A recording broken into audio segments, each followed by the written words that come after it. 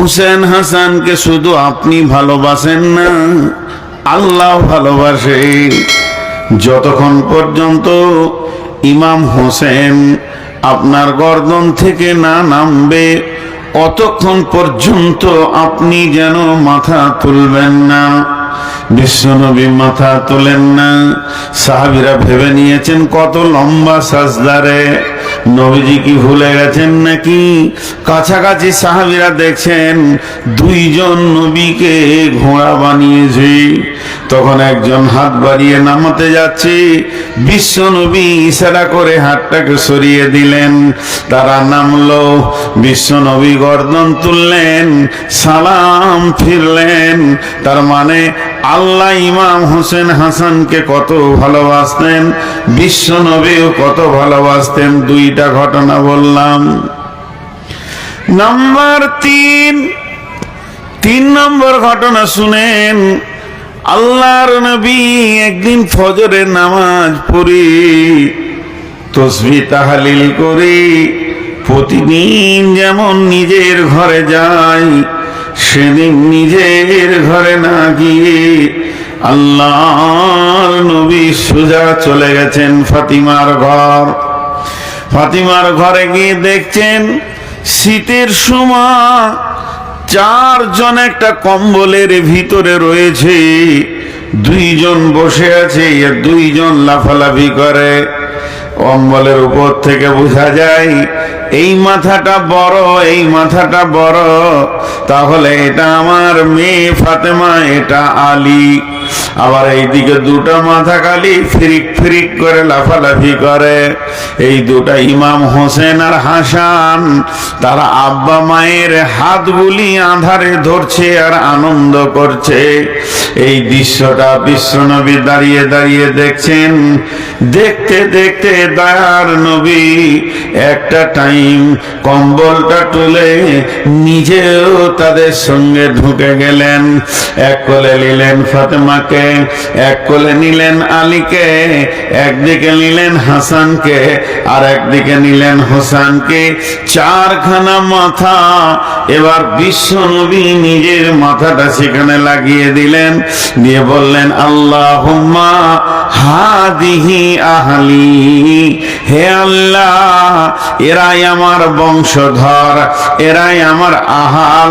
এই আহালকে যারা কষ্ট দেবে মাবুদ তাদের বিচার তুমি করিও, আর আহালকে যারা ভালোবাসবে মাবুদ রে তাদেরকে তুমি ভালোবাসিও।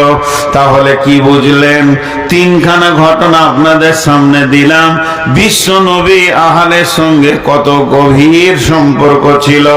তারপরও যখন সূরা কাহফের ভিতরে আয়াতটা নাজিল হয়, কুল মা কুনতু বিদআম মিনার রাসূল, নবী হে আপনি কোন নতুন নবী বা কত নতুন রাসূল নন। আপনার পূর্বে অনেক নবী অনেক রাসূল এসেছেন, তারা চলে গেছেন। এমন সময় আল্লাহ তাবারাক ওয়া তাআলা বলছেন, হে নবী তুমি তোমার আহাল বংশদেরকে ডেকে বলে দাও কঠিন কিয়ামতের দিনে নবীর মেয়ে বলে কোনো কনসিডার হবে না, নবীর নাতি নবীর জামাই বলে কোনো বেনিফিট পাবে না।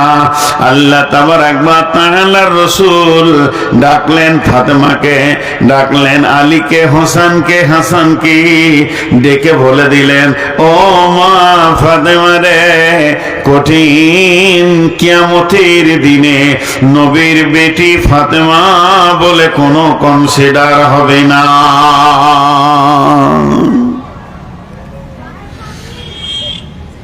আমি কি এই ঘটনাগুলো ফালতু শোনাচ্ছিলাম? না, ঘটনাগুলো থেকে কি পেলাম? প্রেম কত, মহব্বত কত। আর কিয়ামতের কথা বলতে গিয়ে আল্লাহ বলছে চলবে না। তুমি নবী আছো, তোমার নাম দিয়ে তোমার থ্রুতে কেউ পার হয়ে যাবে, এটা চলবে না। এই ঘটনা, এই কথাটা আল্লাহ বিশ্ব নবীকে বলছেন, অন্য কোনো নবীকে নয়। আমার কথাটা বোঝার চেষ্টা করেন। বিশ্ব নবীর মতো ব্যক্তিত্ব সম্পন্ন ব্যক্তিকে আল্লাহ তাবারক ওয়া তাআলা বলছেন তোমার নাম দিয়ে ভাঙিয়ে কোনো কনসিডার এখানে হবে না। স্বয়ং আম্মা জান আয়েশা যখন কাঁদলেন, ওয়ান আয়েশা রাদিয়াল্লাহু তাআলা আনহা, মেয়েটিকে রসুলের একমাত্র কুমারী বিবি, ওয়াহিয়া বাকাত, আম্মা জান আয়েশা কেঁদে ফেলেছেন। আল্লাহ রসুল প্রশ্ন করলেন, মা কি আয়েশা, আয়েশা তোমাকে কে কাঁদালো?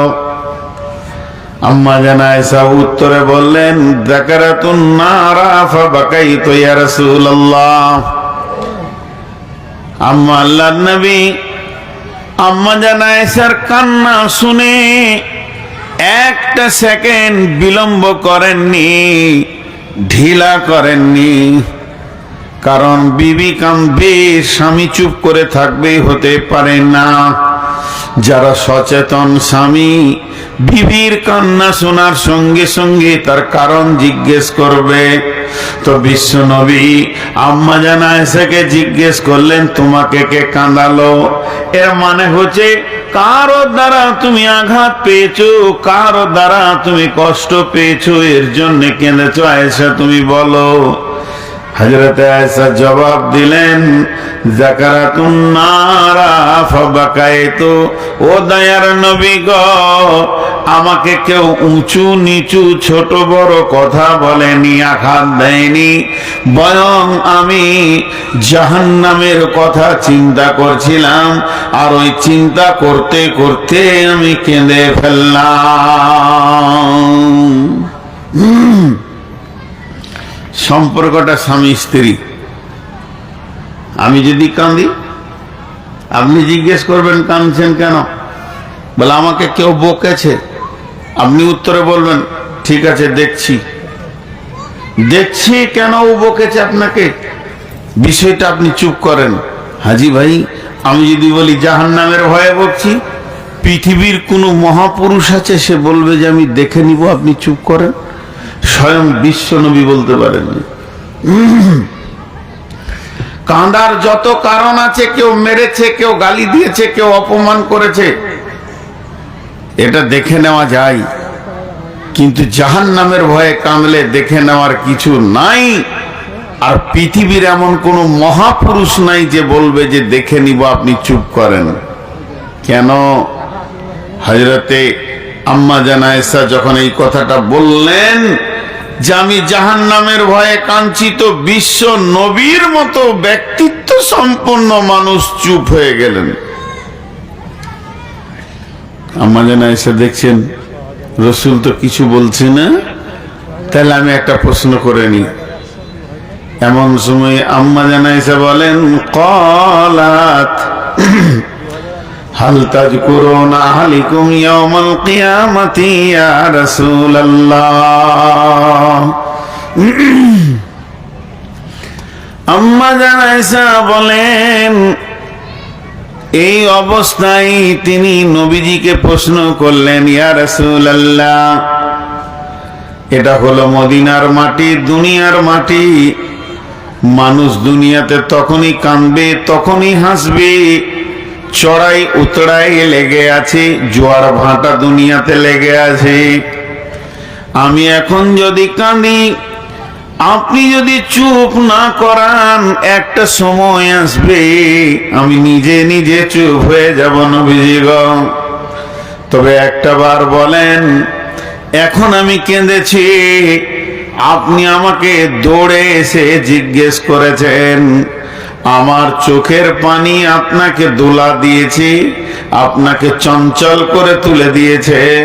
তবে আল্লাহ রসুল একটি বার বলেন, যেদিন কিয়ামতের মাঠে আমি কাঁদবো, আজকে যেমন করে আমাকে জিজ্ঞেস করেছেন, ওই রকম করে কি সেদিন আমাকে জিজ্ঞেস করবেন নাকি আপনি?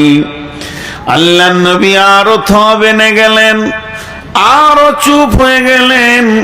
কিন্তু বিশ্ব নবী বললেন, আয়েশা রে, সালাসাতা মাতিনা ফালা ইয়াযকুরুনা আহাদুন আহাদান। তিনটে এমন মৌকা আসবে আইসরি ওই কঠিন কিয়ামতের দিনে, বিপদের সময় তিনখানা মৌকা এত ভয়ানক আসবে, কেউ কাউকে মনে রাখতে পারবে না, কারো ব্যাপারে কারো ধ্যান ধারণা থাকবে না, মানুষ নিজে নিজে পাগলের মতো দরাদরি করবে। আয়েশা, সেই তিনটে জায়গাকে এক নম্বরে ইনদাল মিজান, দাড়ি পাল্লার কাছে যখন নেকি বদি ওজন করা হবে তখন কেউ কাউকে মনে রাখতে পারবে না। দুই নম্বরে যখন ডান হাতে বাঁ হাতে সার্টিফিকেট দেওয়া হবে তখন কেউ কাউকে মনে রাখতে পারবে না। তিন নম্বরে ইদা উদিয়াত তরিকু ফি দাহরি জাহান্নাম, জাহান্নামের উপরে যখন পুলসেরাতকে রাখা হবে তখন কেউ কাউকে মনে রাখতে পারবে না।